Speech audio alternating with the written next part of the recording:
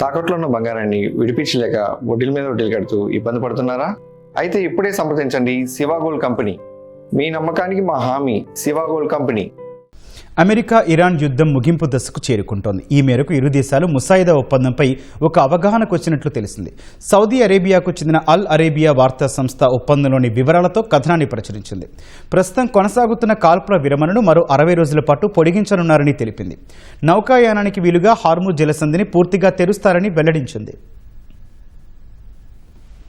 పశ్చిమాసియాలో 3.5 నెలలుగా సాగుతున్న యుద్ధానికి తెర పడనుంది. అమెరికా ఇరాన్లు శాంతి ఒప్పందానికి చేరువయ్యాయి.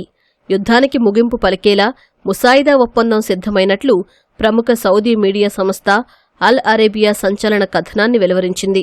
ముసాయిదా ఒప్పందం ప్రకారం ఇరు దేశాల మధ్య ప్రస్తుతమున్న కాల్పుల విరమణను మరో 60 రోజుల పాటు పొడిగించనున్నారు. అంతర్జాతీయ నౌకాయానం కోసం వ్యూహాత్మకంగా అత్యంత కీలకమైన హోర్ముజ్ జలసంధిని పూర్తిగా తెరుస్తారు. ఇరాన్పై విధించిన ఆర్థిక ఆంక్షలు, ఓడరేవుల దిగ్బంధనాన్ని అమెరికా ఎత్తివేయనుంది.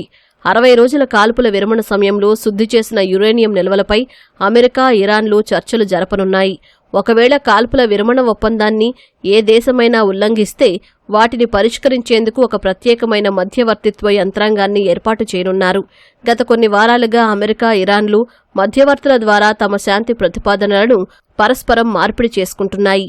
ఇరు దేశాల మధ్య యుద్ధాన్ని శాశ్వతంగా ముగించేందుకు పాకిస్తాన్తో పాటు గల్ఫ్ దేశాలు మధ్యవర్తిత్వం వహిస్తున్నాయి.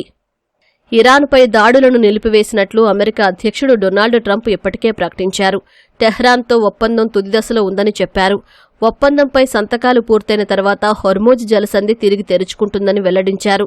దీంతో ప్రపంచ ఇంధన మార్కెట్లపై నెలకొన్న ఒత్తిడి తగ్గే అవకాశం ఉందని ఆశాభావం వ్యక్తం చేశారు. ఐరోపాలో ఈ వారాంతంలో ఒప్పందంపై సంతకాలు జరగొచ్చని ట్రంప్ తెలిపారు. ఈ కార్యక్రమానికి ఉపాధ్యక్షుడు జేడీ వాన్స్ హాజరు కావచ్చని వివరించారు. అయితే ఇరాన్ మాత్రం భిన్నమైన ప్రకటన చేసింది. అమెరికాతో ఒప్పందంపై ఇప్పటివరకు తుది నిర్ణయం తీసుకోలేదని తెలిపింది.